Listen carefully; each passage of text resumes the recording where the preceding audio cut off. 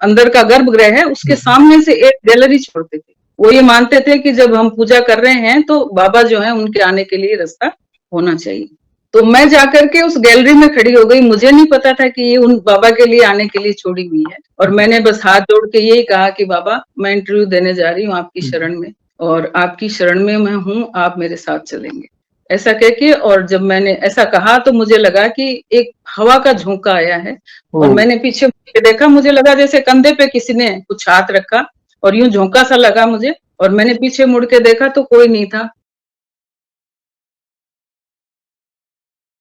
जय श्री राम दोस्तों, कैसे हो आप? हमारी चैनल में आप सभी का स्वागत है। मैं हूं आपका दोस्त जयेश वाघेला, फाउंडर ऑफ धार्मिकस्टोरी.com एंड सीक्रेट मिस्ट्रीज। दोस्तों, आज मैं फिर से एक और इंटरेस्टिंग वीडियो कॉल सेशन लाया हूं। हनुमान जी के भक्त ऑनलाइन है, उत्सुक हैं अपना अनुभव शेयर करने के लिए। और वीडियो में आगे बढ़ने से पहले आप सभी को बता दूं कि अगर आप भी हनुमान जी से जुड़ा अपना अनुभव मुझसे इंस्टाग्राम वीडियो कॉल पर शेयर करना चाहते हैं तो मैंने इंस्टाग्राम की लिंक डिस्क्रिप्शन में दी है, उस पर क्लिक करिए, मुझे फॉलो करिए और मैसेज करिए। मैं जल्द से जल्द आपसे जुड़ूंगा और वीडियो कॉल सेशन शेड्यूल करूंगा। और अगर आप ईमेल के माध्यम से अपना अनुभव शेयर करना चाहते हैं तो हमारा ईमेल आईडी है dharmikstory@gmail.com। तो चलिए आगे बढ़ते हैं आज के इस वीडियो कॉल सेशन में। नमस्कार बहन, जय श्री राम आपको। नमस्कार, नमस्कार जयेश भाई। फर्स्ट ऑफ ऑल आपका बहुत बहुत स्वागत है आज के इस वीडियो कॉल सेशन में, और धन्यवाद भी जो आप अपना समय निकाल कर इनिशिएटिव ले रहे हैं जो हनुमान जी से जुड़ा अपना अनुभव शेयर करने के लिए। Most welcome. पहला सवाल ये बताइए कि आपका पूरा नाम क्या है, आप कहाँ से बिलोंग करते हैं और आप क्या करते हैं? मेरा नाम डॉक्टर सुमन राठौड़ है जयेश भाई,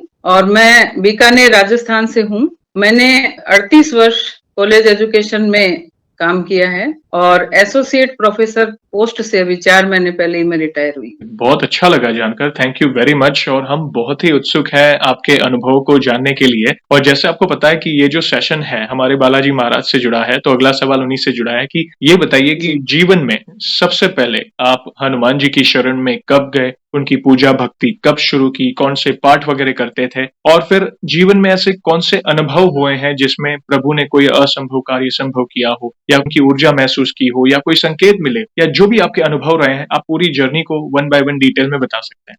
ऐसा जयेश भाई कि ये बाबा की पूजा का जो संस्कार है वो बचपन से ही रहा, क्योंकि मेरे घर में हनुमान जी की पूजा होती थी। मम्मी पापा सभी उनकी आराधना करते थे।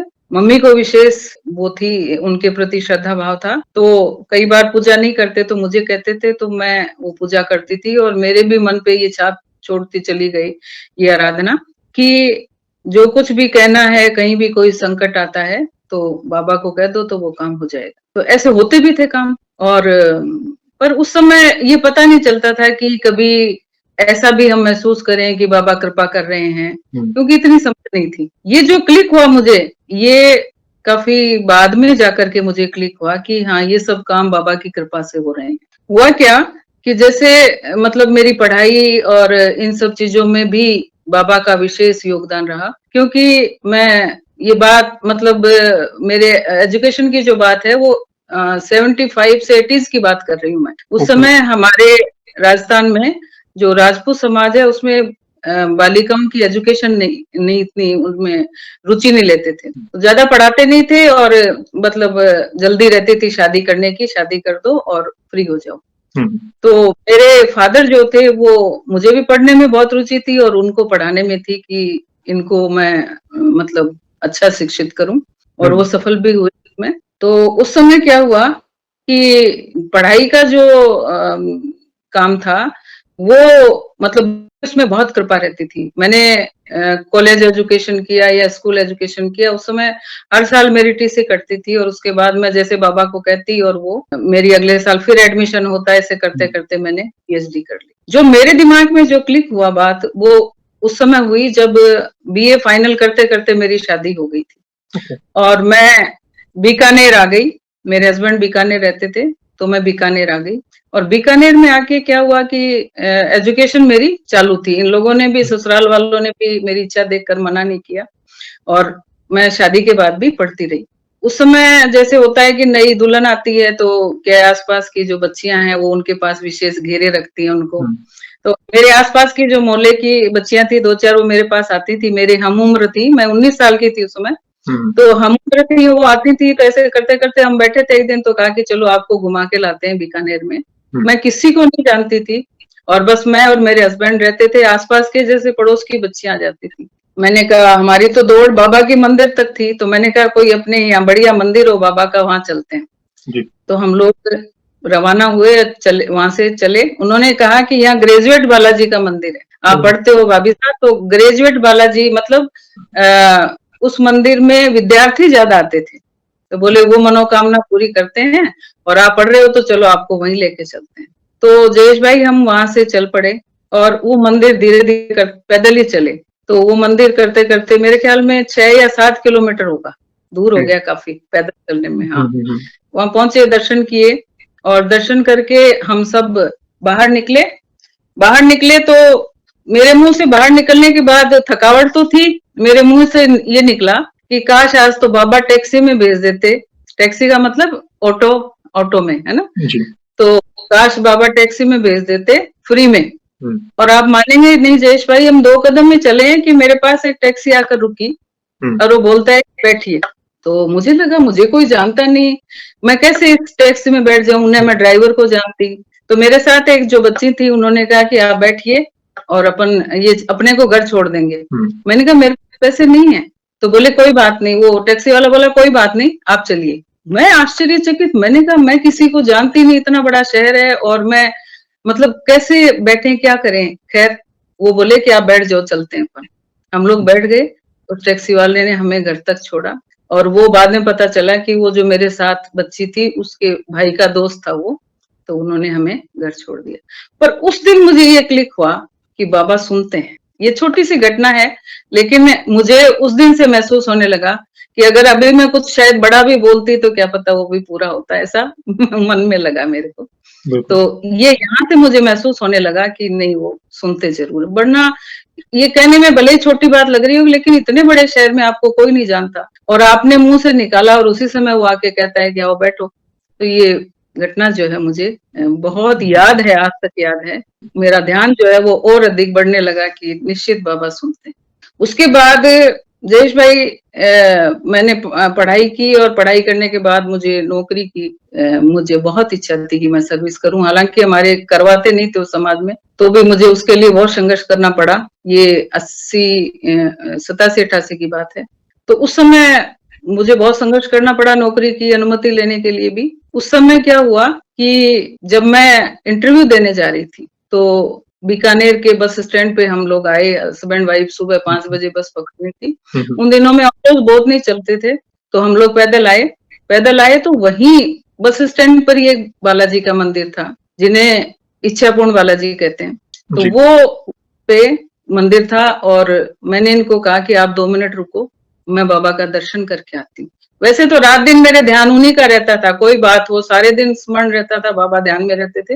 लेकिन उस समय मैंने कहा ये बहुत सुनहरा अवसर है, मैं इंटरव्यू देने जा रही हूँ और मैं अच्छा है मुझे बाबा के दर्शन मिल गए। मैं गई वहां मंदिर में। तो उस मंदिर में क्या था कि भक्तों को 2 भागों में विभाजित कर देते थे, और जो मुख्य जो अंदर का गर्भगृह है उसके सामने से एक गैलरी छोड़ते थे। वो ये मानते थे कि जब हम पूजा कर रहे हैं तो बाबा जो है उनके आने के लिए रास्ता होना चाहिए।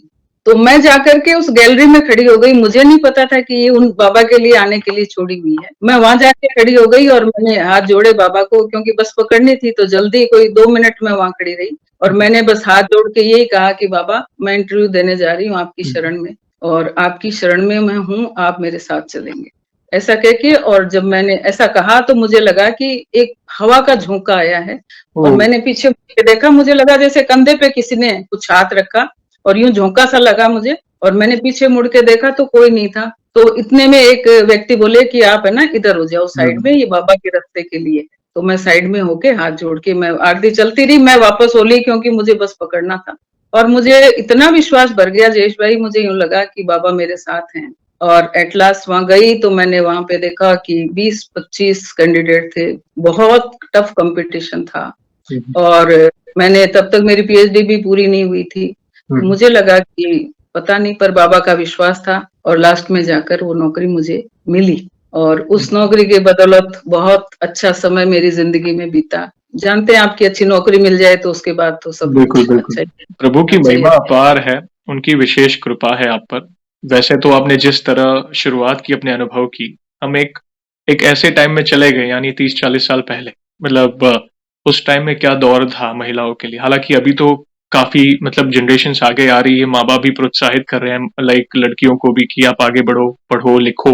पर उस टाइम पर भी आपका जो विजन था आगे बढ़ने का, तो चलो कहीं ना कहीं समाज ने साथ नहीं दिया, मगर प्रभु ने साथ दिया, आपके परिवार ने साथ दिया, आपके माता पिता ने साथ दिया, और उनकी विशेष कृपा रही है। जिस तरह आपने हर एक चीज का वर्णन करते गए कैसे उन्होंने साथ दिया, और आपने प्रभु को प्रमुख रखकर आप इंटरव्यू देने गए कि नहीं बाबा के दर्शन करने हैं। और अद्भुत उस मंदिर के बारे में जिस तरह आपने वर्णन किया, मतलब एक सेकंड के लिए तो कहते हैं ना कि घूसबम्स आ गए कि क्या मोमेंट होगा जब आप खड़े थे और पीछे पीछे से आपको वो भास हुआ कि प्रभु आए हैं। या मतलब जैसे आपने जैसे बताया, अद्भुत लीला है प्रभु की। आप कई महिला भक्तों के लिए इंस्पिरेशन है। बहन प्लीज कंटिन्यू। उसके बाद जैसे नौकरी मिल गई जय जी, तो बाद में जीवन में जो अगला पड़ाव होता है वो मकान का होता है ना। तो मुझे बीकानेर क्षेत्र जो है ना, बीकानेर शहर बहुत प्रिय रहा। मेरा पियर पिलानी में है, पिलानी के पास गांव है, वहां पे है, झुंझुनू जिले में, आपने कभी सुना हो, राजस्थान में। तो वहां से जब विवाह की बात चली, तो मेरा जन्म भी बीकानेर में हुआ बाय चांस, क्योंकि मेरे फादर पहले यहाँ नौकरी करते थे। तो उसके बाद मैं शायद 1-2 साल की थी तभी वो लेके चले गए। उसके बाद मुझे बीकानेर से बड़ा प्रेम था, तो मुझे लगता था कि काश मैं बीकानेर रह पाऊं। तो आप देखिए कि शादी होके भी मैं बीकानेर आई, तो ये जगह मुझे बड़ी प्रिय थी। तो जयेश भाई, मेरे हस्बैंड के साथ मैं मकान खोजने के लिए निकली कि हमें बना बनाया मकान चाहिए था, परंतु बहुत प्रयासों के बाद कोई व्यवस्था नहीं बैठी, न कभी कुछ पसंद नहीं आता, कभी कुछ नहीं आता। और सबसे बड़ी बात क्या थी, मैं वहां मतलब यहाँ से करीब 150 किलोमीटर दूर सरदार शहर में वहां नौकरी करती थी, वहां मेरा कॉलेज था। ये यहाँ रहते थे बीकानेर में। तो वहां से मैं आती और वहां फिर मकान ढूंढते, फिर परेशान होके वापस चली जाती, निराशा हाथ लगती। एक दिन मैं जब वापस जा रही थी, तो मेरी आंखों में आंसू आ गए बस में बैठ के, और मैंने कहा बाबा, क्या एक छोटा सा जमीन का टुकड़ा मेरे लिए नहीं है बीकानेर में? तो ये कह के मैं वहां सरदार शहर चली गई। और जयेश भाई, आप विश्वास नहीं करेंगे, मैं वहां पहुंची नहीं थी, उससे पहले मेरे हस्बैंड का फोन आया कि तुम कल वापस आओ, और एक मकान है जो अपने बिल्कुल अनुकूल है, और उन्होंने कहा है कि हम 1-2 दिन में वो आपको उसका सौदा हो जाएगा। मैं वापस अगले दिन वापस आई जयेश भाई, और वो जो ब्रोकर थे वो हमारे साथ मकान देखने आए, और देखते ही मकान पसंद आ गया। और मकान इतना अच्छा था, मैंने कहा बाबा, ऐसा मकान क्या मेरी किस्मत में लिखा है जो आपने मेरे लिए रखा है? और बहुत सुंदर मकान था, हमारे बजट में था, सब कुछ हमारे अनुकूल था, जिस जगह हम चाहते थे वहीं पे था, सब सारी चीजें उसमें अनुकूल। और 10 मिनट में सौदा हो गया जयेश भाई। उन्होंने हमें, हाँ, 10 मिनट में हाँ हो गई, और सारी बात होकर के वो मकान 2006 में हमने उसको खरीद लिया। और इस तरह ये काम बाबा की कृपा से पूर्ण हुआ। तो जिसकी मतलब मैं बहुत आभारी हूँ बाबा की, कि जैसे चाहा वैसा का वैसा उन्होंने किया। उसके बाद एक वहां सरदार शहर से मेरा ट्रांसफर हुआ जयेश भाई, डीडवाना एक जगह है यहाँ पे, वहां पे हुआ। वहां जाने के बाद मुझे क्या था कि बड़ी परेशानी हुई, वो जगह मुझे बिल्कुल रास नहीं आई। पानी वहां थोड़ा सा मेरे अनुकूल नहीं था, स्वास्थ्य वहां पे गिरता चला गया। और वो जगह ऐसी थी कि जहां से मैं न तो बीकानेर जा सकती, 4-5 घंटे का रन था, तो अप डाउन भी नहीं कर सकती, बड़ी परेशान थी। इधर मेरे बेटे की शादी तय हो गई, मैंने कहा मैं यहाँ बैठी हुई हूँ, हस्बैंड बीकानेर में है, बेटा हरियाणा में है, वो बैंक में सर्विस करता है, बेटा बेंगलोर था। मैंने कहा मैं कैसे शादी करूंगी बेटे की, क्या करूंगी? खैर ये चीजें तो दूसरी बात है, पर मेरा वहां मन ही नहीं लगा डीडवाना में। और इतनी बेचैन रहती मैं शाम को 4-5 बजे के समय, और बाबा के सुंदरकांड करती या हनुमान चालीसा करने बैठ जाती, अकेली रहती थी वहां पे पेइंग गेस्ट के रूप में। तो सुंदरकांड करती या हनुमान चालीसा करती, और बाबा से कहती बाबा मुझे यहाँ से निकालो आप। और जयेश भाई, ये असंभव काम था उस समय। कैसे असंभव था कि पोस्टिंग हुई, और मतलब पोस्टिंग होते ही मुझे 2-3 महीने हुए थे, किसी भी हालत में ट्रांसफर होने का कोई चांस नहीं था, भले आप कितनी भी सिफारिश लगवा लो, कुछ भी कर लो, कोई मतलब नहीं था। पर मुझे लगता था कि बाबा से बड़ा तो कोई नहीं है, ये कुछ न कुछ रास्ता निकालेंगे। और जैसे चौथे महीने में, जब मुझे चौथा महीना था वहां रहते रहते, मैं बिल्कुल परेशान, रोज शाम को रोती थी और हाथ जोड़ती, बाबा मुझे यहाँ से निकालो। मेरा तो खड़े ही मन नहीं लगता था वहां, 1 मिनट का मन नहीं लगता। तो आप विश्वास करिए, इनके पास राठौड़ साहब के पास, मेरे हस्बैंड के पास एक व्यक्ति का फोन आता है। वो कहते हैं कि मैडम का ट्रांसफर नहीं करवाना क्या? तो इन्होंने कहा कि हाँ करवाना है, हम तो बहुत परेशान है, उसका मन नहीं लग रहा वहां पे जी। तो बोले कहाँ करवाऊं? मैंने कहा जहाँ मैं पहले रहती थी सरदार शहर, मैंने कहा या तो वहां करा दो, पास में बीकानेर के कहीं करा दो। बीकानेर से 60 किलोमीटर दूर एक जगह है नोखा, वहां पे वो मेरे लिए बहुत अनुकूल था, क्योंकि अप डाउन कर सकती थी मैं वहां से डेली आना जाना। तो मैंने सोचा, मैंने पता किया तो बोले वहां तो बहुत ही वीआईपी लोगों का ट्रांसफर होता है, क्योंकि वहां आपका नहीं हो सकता। कोई बात, तो मैंने कहा सरदार शहर करा दो, वहां मैं रही हुई हूँ, मुझे कोई दिक्कत नहीं होगी। तो ऐसा करके और हमने दिया। मुझे लगा कौन ऐसे करवाता है, कह देते हैं लोग बाकी करवा देंगे, तो होता नहीं है।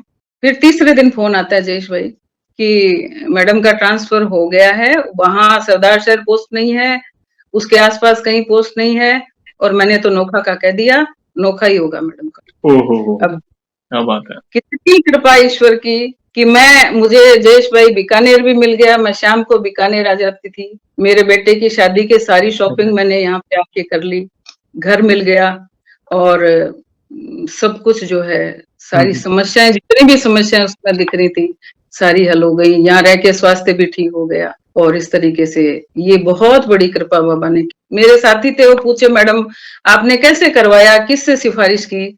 मैंने कहा मेरी सिफारिश करने वाला तो ऊपर बैठा है। बिल्कुल, पता नहीं मुझे किसने करवाया, क्या हुआ, एक तीसरा ही आदमी आके आपको कहते हैं कि भैया आपको मैडम का ट्रांसफर नहीं करवाना है। तो ये चमत्कार नहीं तो और क्या है जयेश भाई? बहुत बड़ा चमत्कार है। जो लोग कहते हैं ना चमत्कार नहीं होते, तो ये उसका सबसे बड़ा उदाहरण है। आप थोड़ी देर पहले आपने कहा कि स्थिति ऐसी थी कि असंभव था, वो ट्रांसफर होना ही असंभव था, और असंभव को संभव केवल बजरंगबली ही कर सकते हैं इस घोर कलयुग में। आप प्रभु के निकट हो और प्रभु को प्रमुख रखकर कोई कार्य करते हो ना, तो कभी भी कोई विघ्न नहीं आएगा। प्रभु किसी न किसी रूप में या किसी के माध्यम से आपका कार्य करने जरूर आ जाएंगे, आपके काम बनते जाएंगे, व्यवस्था होती जाएंगी, भले थोड़ा देर समय, मगर वे आपके लिए जो करेंगे ना, वो आपकी कल्पना से भी ज्यादा देंगे आपको। आपने सोचा नहीं होगा, आपने इमेजिन भी नहीं किया था कि आपको ऐसी जगह ट्रांसफर होगा जहां पे ऐसी बात हो रही थी कि वीआईपी या वीवीआईपी लोगों का मतलब वहां पे ट्रांसफर होता है, या उनको वहां पे मतलब पोस्टिंग मिलती है। अद्भुत लीला है प्रभु की अद्भुत लीला। बिल्कुल बिल्कुल बिल्कुल, उनकी तो कोई जवाब ही नहीं है। वे कभी भी अपने भक्तों को निराश नहीं देख सकते हैं, बस आप दिल से उन्हें पुकारिए। बस एक छोटा सा सवाल बीच में पूछना चाहूंगा, जैसे आपकी जो भक्ति रही है, मतलब जैसे आपने बताया मैं पाठ वगैरह भी करती थी, तो उस समय ये काफी भक्तों के सवाल आते हैं कि आप पूछा करो कि कितने पाठ वगैरह करते थे। तो मतलब उस समय आपकी भक्ति में आप कौन से पाठ करते थे और कितने पाठ करते थे? आप सारे दर्शकों को बता सकते हैं, फिर अपने अपने अनुभव को कंटिन्यू कर सकते हैं। जयेश भाई, इस प्रश्न के उत्तर में मैं ये कहना चाहूंगी कि मैंने कभी भी गिन के पाठ किए ही नहीं। कभी कोई संकल्प नहीं लिया, कभी कुछ कहा नहीं बाबा से। बस कहा मतलब इन द सेंस काम का तो कहा है, लेकिन ऐसा नहीं कहा कि मैं इतने पाठ करूंगी या मैं ये करूंगी। ये शौक है कि मैं सारे दिन बाबा की उसमें ध्यान रखूं। मतलब जब भी जैसे कोई फ्री होता है तो ये सोचता है कि मैं गाने सुनूं, मैं ये करूं, या मैं कोई किताब पढूं। मुझे लगता है कि अब मैं क्या करूं बाबा के लिए, हनुमान चालीसा करूं कि मैं बैठी बैठी ऐसे ही याद करूं, या उनकी महिमा याद करूं। ऐसा मेरे दिमाग में 24 घंटे चलता रहता है। कभी ऐसा कुछ नहीं है कि, और ये भी नहीं है कि मुझे डेली करना ही करना है। कई बार जैसे आ गए, कोई ऐसा काम हो गया घर में, नहीं पूजा होती तो नहीं होती है। मैं ऐसा कभी मतलब कोई बंधन नहीं रखा। बस इसमें एक ही शब्द मैं कहना चाहती हूँ कि मैंने समर्पण रखा है बाबा के, और कुछ नहीं। हाँ, पूजा सुंदर करती हूँ, मैं सुंदरकांड भी करती हूँ। अब जैसे अब फ्री हूँ, रिटायर हो गई, तो मैं मंगलवार शनिवार जब भी समय मिलता है, सप्ताह में सारे दिन भी कर लेती हूँ। कभी छूट गया तो छूट गया। तो ऐसे मैंने बांध कर कभी पूजा नहीं की। बस एक समर्पण है, उन पे अगाध विश्वास है कि करेंगे वो वही करेंगे। और इतनी एक निष्ठता है जयेश भाई, आप चाहे उसको पता नहीं कैसे लेंगे, कि कोई कहता है ना श्री राम राम करो, तो मुझे लगता है कि राम राम की बजाय मैं बाबा का नाम लूं, अपने आप राम राम से काम करवा देंगे। श्री राम जी से वो अपने आप काम करवा देंगे। ये भाव है आपके भाव बहुत ही पवित्र हैं, क्योंकि आप भाव से जुड़े हो प्रभु से, हमारे दादा से। और अब राम राम भी करेंगे तो भी हनुमान जी प्रसन्न होते हैं। और राम जी के पास जाना है तो हनुमान जी ही एकमात्र, कहते हैं ना कि वे ही आपको प्रभु तक पहुंचाएंगे। राम रसायन तुम्हारे पास आ, तो ये उनकी लीला है। कहीं ना कहीं प्रभु के पास हो, निकट हो, और सबसे बड़ी बात एक अटूट विश्वास, जो सबसे बड़ी चीज है। आप कितने भी हवन पूजा कर लो या कितने भी बड़े जो भी कर लो, अगर वो विश्वास नहीं है तो सब व्यर्थ है। भले आप लिमिटेड पार्ट करो या जो भी, भले आप एक पार्ट क्यों ना करो, मगर वो भी सच्चे दिल से अगर आप कर रहे हो ना, तो प्रभु आपकी जरूर सुने। बिल्कुल अद्भुत बिल्कुल। लीला है प्रभु की। प्लीज कंटिन्यू करें। इसके बाद एक जैसे एक ऐसी घटना मेरे जीवन में हुई जय जी, कि जिसने मुझे हिला के रख दिया। ओहो। और मैं तो ये मानती हूँ कि वो प्रारब्ध था मेरे हाँ। जीवन का। बड़ा कष्ट आया, बहुत बेचैन में रहती थी, और उसका मैं बहुत वर्णन तो नहीं कर सकती यहाँ पे, पर जी। मैं बता रही हूँ इशारे में कि बहुत बेचैन मैं रही, और जिसका कोई हल मुझे नहीं दिखाई दे रहा। मुझे लगता ही नहीं था कि उसका कोई समाधान हो सकता है। बाबा के पास भी है कि नहीं, ऐसा मुझे कई बार भ्रम होता था, है ना, जबकि मुझे पता है कि वो करेंगे। बड़ी उद्विग्न रहती थी मैं। तो ऐसा करते करते साल 1.5 साल निकल गया उस बात को। फिर मैंने एक दिन कहा, बाबा मेरी उद्विग्नता तो मिटो, आप काम तो आप जैसे जैसे आप हो वैसे कर लेना, लेकिन आप मेरी उद्विग्नता मिटा दीजिए। तो जयेश भाई, जैसे अपन उबलते दूध में पानी डालते हैं ना, और वो नीचे बैठ जाता है, वैसे उस दिन के बाद वो समस्या यूं की त्यों थी, लेकिन मुझे उद्विग्नता बिल्कुल नहीं, है ना। मैं बिल्कुल शांत, मेरा मन हो गया, और मैं उस बारे में सोचती नहीं थी। मुझे पता था कि बाबा समाधान करेंगे, पर देखिए मैंने कभी भी उनको मजबूर नहीं किया कि आप 1 महीने में करो कि 2 महीने में करो। मुझे लगता है हमारे पर जब उनकी कृपा है ना, जैसे उनको समय मिलेगा वो अपने आप करेंगे। कभी मैंने बजरंग बाण का पाठ नहीं किया, बल्कि ये घटना मेरी ऐसी थी जिसमें मुझे बजरंग बाण का पाठ कई बार मुझे लगा कि कई बार मैंने सुना भी है, पढ़ा भी है, आपके वीडियोज में भी मैंने सुना है कि बजरंग बाण का पाठ करने से, कई लोग करते हैं, कई बच्चों से सुना है, हालांकि आप मना करते हैं कि भाई नहीं करना चाहिए, क्योंकि उसमें अपन राम की सौगंध देते हैं बाबा को, और उतनी अपनी बात नहीं है कि हम उनको सौगंध दे के बुलाएं। पर ये ऐसी घटना थी मेरे जीवन की, अगर मैं करती तो भी कोई ऐसी बहुत मतलब कर सकती थी, लेकिन मैंने नहीं किया। मुझे पता था वो करेंगे इसका समाधान, समय जरूर लग जाए, और वो ही हुआ जयेश भाई कि समय लगा, और उस घटना का भी समाधान निकला। वो जीवन में वो कष्ट भी मेरा उन्होंने दूर किया, और अब जो है मैं बिल्कुल खुश हूँ, और मतलब सब उसमें मतलब वो जो जंजाल था उसको उन्होंने मेरे जीवन से हटा दिया। तो ये भी ये है कि असंभव काम को, ये बड़ी घटना थी मेरे जीवन की जिसने हिला दिया, वो भी उन्होंने सुलझाई। इसके बाद एक और मैं आपको छोटी सी बात बताती हूँ। इसी घटना के जब ये बात हुई मेरे जीवन में, तो समय निकल रहा था ज्यादा, उसमें समय लग गया 1.5 साल का सुलझने में। तो मुझे लगा, कई बार ऐसे अपन अपना मन पापी होता है, अपन सोचते हैं बाबा भूल गए क्या अपने को, इन दिनों में कोई रिएक्शन नहीं है, कुछ नहीं, कोई एहसास नहीं हो रहा। तो मैंने ऐसे ही हाथ जोड़ के कहा, मैंने कहा बाबा अगर आप मेरे काम को देख रहे हैं तो आप मुझे कुछ इंगित तो करिए, कुछ संकेत तो दीजिए।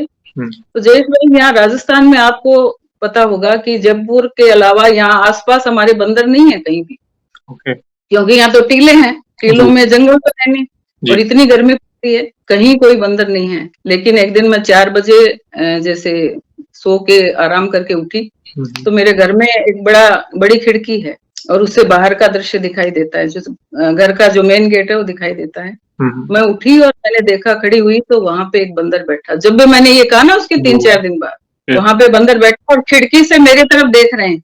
तो उस समय मेरे दिमाग में बात नहीं आई कि ये कौन है। मैंने इनको कहा, मेरे हस्बैंड को, मैंने कहा देखो आज तो बंदर आया है।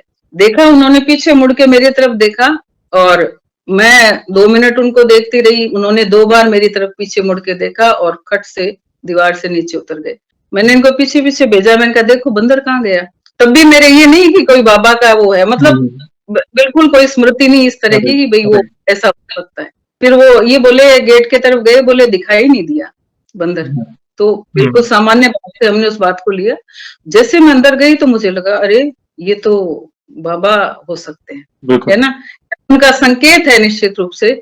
मैंने हाथ जोड़े, मैंने कहा धन्य है बाबा आप, जो इस तरीके से भक्तों को संकेत देते हैं। इनके बाद मुझे लगा कि नहीं, मेरी समस्या का समाधान तो कर रहे हैं बाबा, समय लगेगा, जितना हमको भोगना है वो तो भोगना ही पड़ेगा। बिल्कुल।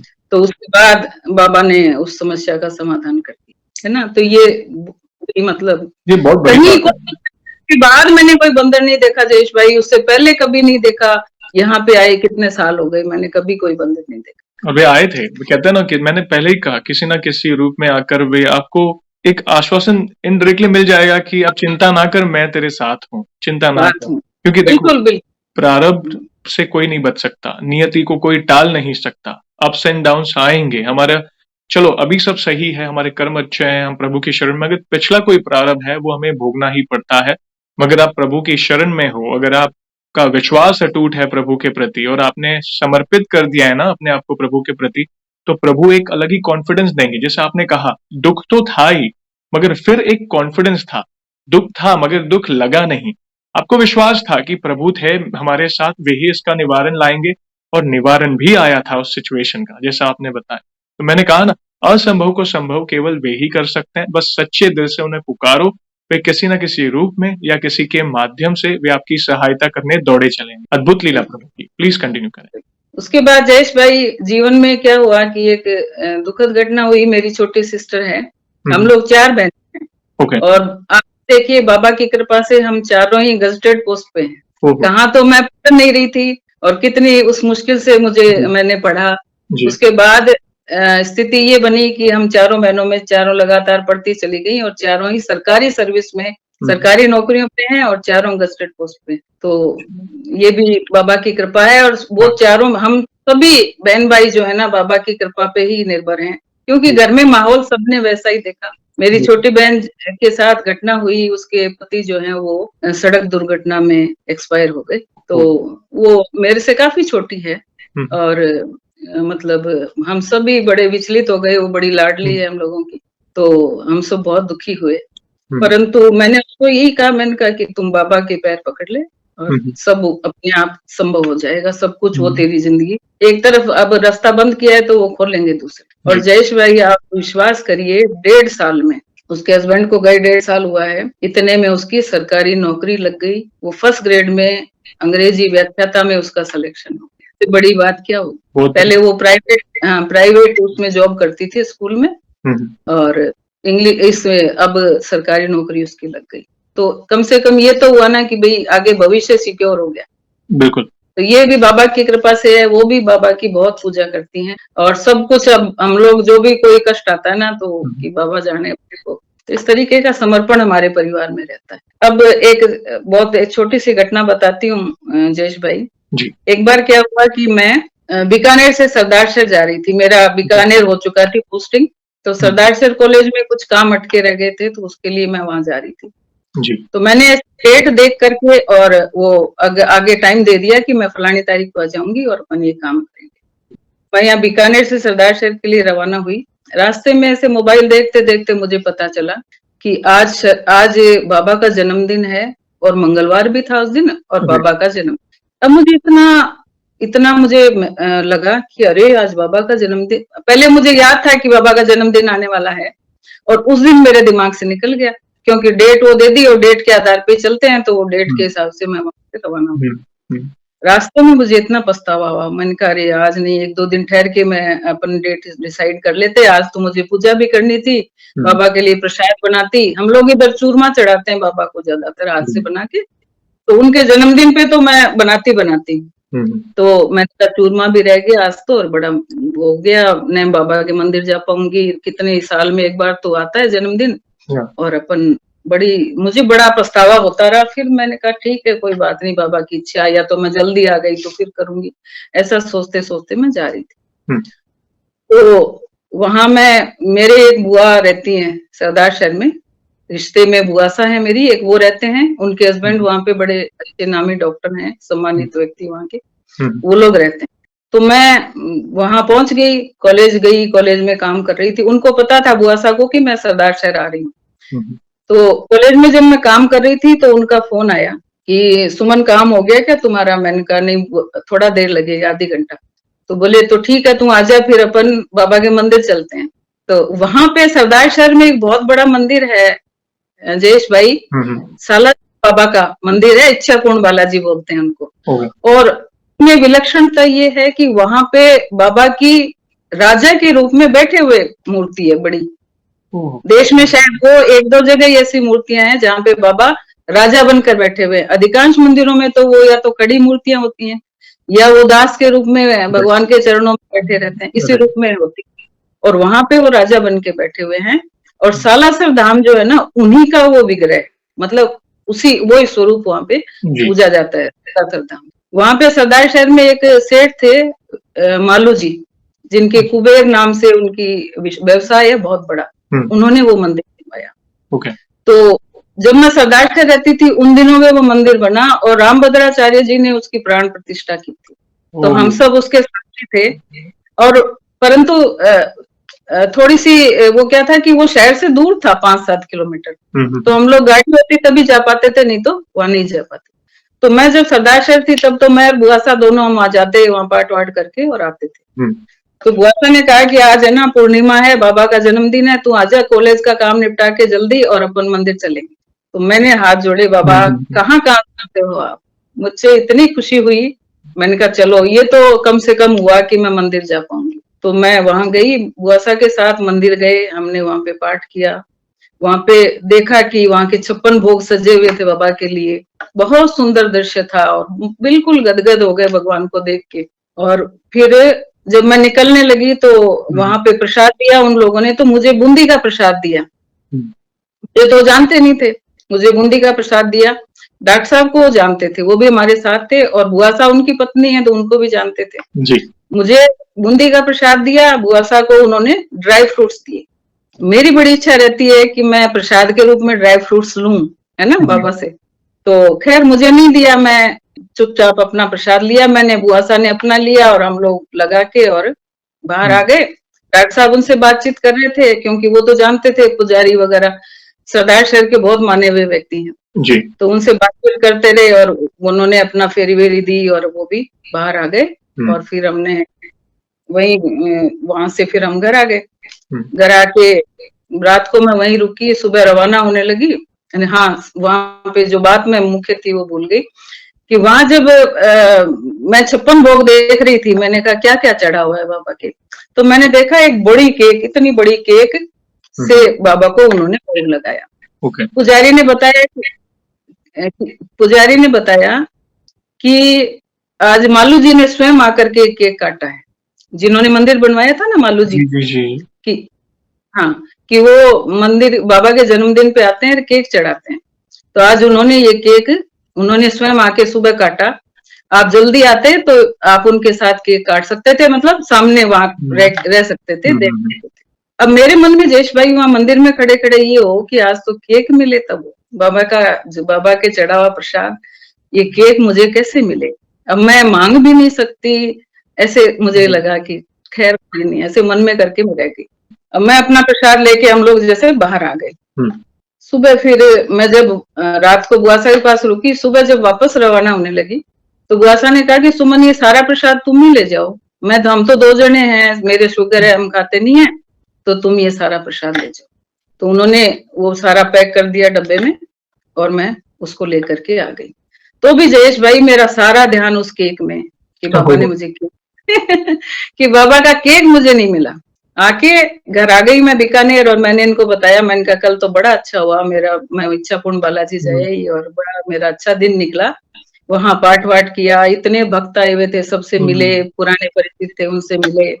मैंने कहा बड़ा आनंद आया, कल का दिन बड़ा अच्छा बीता। मैं तो ऐसे सोचते सोचते गई थी, पर बाबा की लीला अलग है, वो क्या सोचते हैं मुझे क्या पता।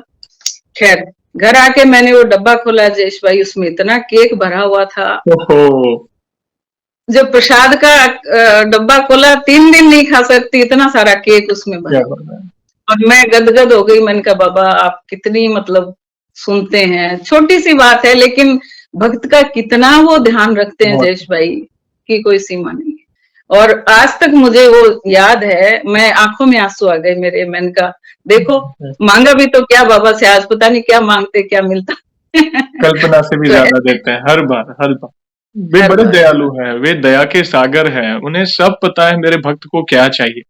आप सिर्फ मन में ही बोलो ना कि प्रभु मेरी ये इच्छा है। आपने देखा हर कदम पर आपने जो प्रभु को अर्जी तो कह सकते हैं कि आपने आपके मन में जो भी था कि प्रभु मुझे ये मिल जाना चाहिए, या ट्रांसफर की बात हो या ये प्रभु के प्रसाद की बात हो, आपने देखा प्रभु ने हर बार आपकी सुनी है। तो ये विशेष, आप सिर्फ कृपा मत कहिए, ये विशेष कृपा है आप पर, आप प्रभु की अद्भुत लीला है प्रभु की। यहाँ पे मैं एक सवाल और पूछना चाहूंगा आपको। जैसे हम आज आपका अनुभव सुन रहे हैं, वैसे आपने हमारे चैनल में बाकी भक्तों के भी अनुभव सुने होंगे। तो जी। उनके अनुभव सुनकर आपको क्या प्रेरणा मिली? आपके दिमाग में ऐसा क्या इम्पैक्ट पड़ा? आप अपने विचार अपने शब्दों में बता सकते हैं। जयेश भाई, इस प्रश्न के उत्तर में सबसे पहले तो मैं आपका आभार व्यक्त करती हूँ कि आपने ऐसा एक मंच लोगों को दिया है, भक्तों को दिया है, कि जिनसे प्रेरित होकर के कितने लोग पता नहीं अपने दुखों की जो दरिया है उससे बाहर निकल पाएंगे। बहुत लोग आपके अनुभव सुनते हैं, मैं भी बहुत लोगों को लिंक भेजती हूँ। जरा सा कोई तकलीफ में होता है, मैं कहती हूँ ये सुनो और आप बाबा की शरण में जाओ। तो ये कितना बड़ा एक प्रसार है मीडिया के माध्यम से। पहले मैं जैसे जैसे मैंने आपको कहा कि शुरुआत में मुझे पता ही नहीं चलता था कि बाबा कृपा कर रहे हैं, है ना। तो एहसास आपस में अनुभव बांटने से होता है। आज भी अब आपने पूछे हैं ये छोटे ये अनुभव मैंने अपने जिंदगी के बताए, लेकिन इसके अलावा कितने ऐसे अनुभव हैं जहां हमने कहा हमारे काम हुए। उनकी तो अपरंपार उनकी कृपा है। और आपके वीडियो सुन करके तो मेरा दिल कभी भरता ही नहीं है। जैसे ही फ्री होती हूँ मैं आपका, जब टीवी खोलना होता है मैं आपका चैनल लगाती हूँ। कोई भी मुझे लगता है कोई भी ऐसा वीडियो नहीं है जो मैंने नहीं देखा हो। और उसमें भी हम ये देखते हैं कि भक्तों ने कितने सरल मन से बाबा को पुकारा है। और अभी कल परसों वो एक बंगाली बच्ची थी जो जिन्होंने तोता दिखाया, जी जी। वो देखो उन्होंने तो शुरुआत ही की थी पूजा की, और वो कह रही है कि 15-16 मैंने हनुमान चालीसा पढ़ा, इतने में मेरे जो है कृपा दिखाई देने लगी। तो इससे सरलता ईश्वर की और क्या होगी। कोई भगवान बाबा से सरल और कौन होंगे, है ना। तो हर वीडियो में मैं ये देखती हूँ कि भक्तों की सरलता, भक्तों का जो एक और मैंने वीडियो देखा था पीछे जिसमें वो युवा थे जिनकी जो बाहर जाकर के कहीं सर्विस करते हैं, मुझे याद तो नहीं आ रहा है, बाहर जाते हैं कहते हैं वहां भी मेरे लिए बाबा ने नौकरी तैयार रख रखी थी।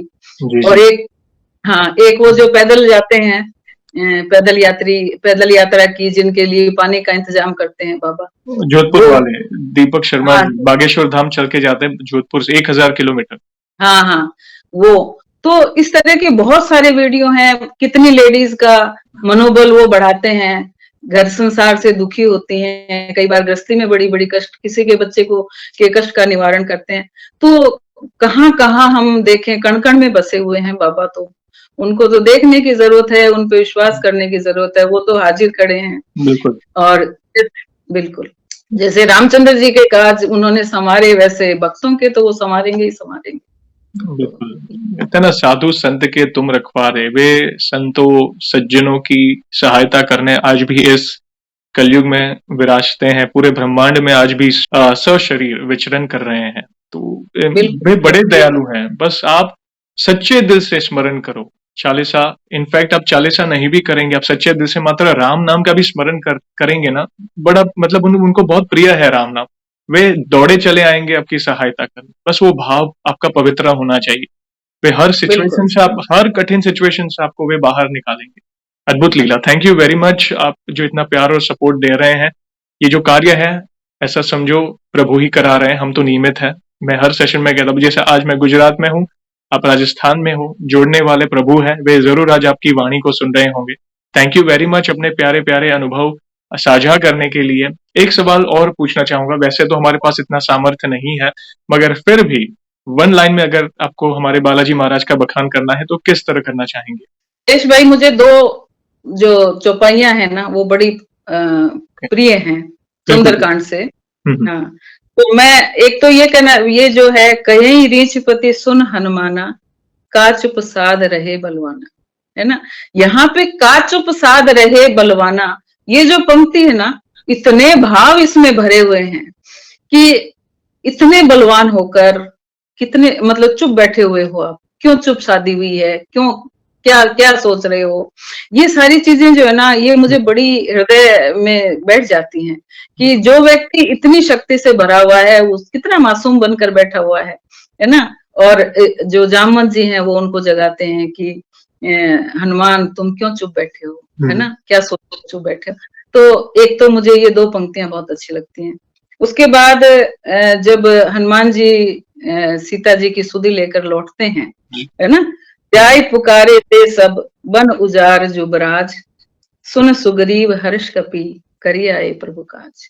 ये दो पंक्तियां मुझे इतनी अच्छी लगती हैं जयेश भाई, जब भी मैं पाठ करती हूँ ना, इनको बार बार पढ़ती हूँ कि जो हनुमान जी रामचंद्र जी के काम करने में समर्थ हैं, करी आए प्रभु काज, उनकी शक्ति का, उनकी कृपा का हम क्या इस मुंह से बखान करेंगे, हम क्या कह सकते हैं। अभी भी जो बातें मैंने आपसे कही वो मैं नहीं कह सकती 2% है, 3% है, कितनी मैं बोल पाई हूँ।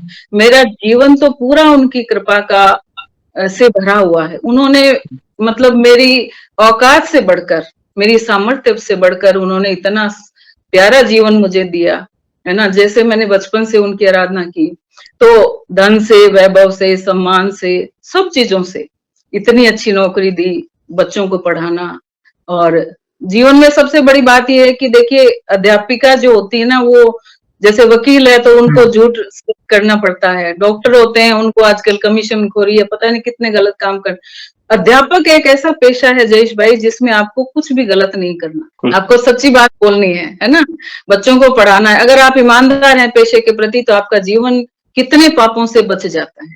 तो इतना अच्छा उन्होंने जीवन दिया। मैंने कॉलेज एजुकेशन चाहिए कि मुझे कॉलेज एजुकेशन में जाना है, लेक्चरर। जब मैं पढ़ती थी जयेश भाई, उस समय कॉलेज लेक्चरर को कलेक्टर के बराबर सम्मान मिलता, बहुत सम्मान मिलता था।